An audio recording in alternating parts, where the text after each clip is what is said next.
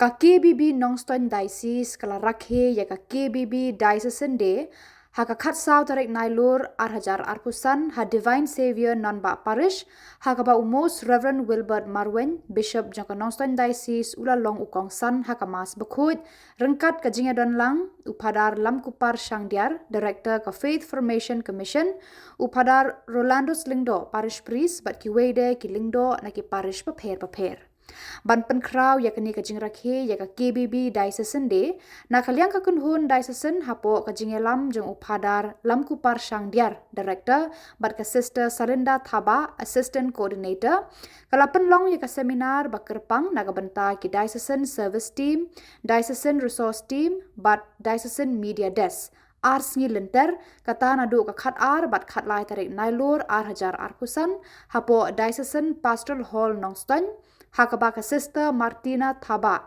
MSMHC kralong kanong hikai hakani ka seminar hakapor janmir ladon ka Jingiaid Pilkrim nanon ba parish sa St. Peter's Cathedral Pendengray Nongstoin lapun kut yakani ka singi bakraw da ka jingmani sakramen balayalam da Bishop Wilbert Marwen board siki program paper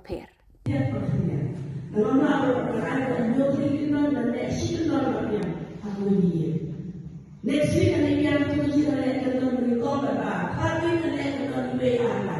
Kung hindi mo na nag-iuwi, ganito bigyo. Sana. Kasi mo makuha na natin ito na ito, okay? Then, kiwi iman na letter ito pinapapractice, sure na kanila, pupumayos natin, isa letter. Ito nung nileta, iba, then wala tala, bahay. Anong tayo sa tuloy? Kaya yung iba, tang-ako ni sa tuloy. Mentang ada dengan membaca lima. Kita pindah perlebaran, apa yang mereka jadi.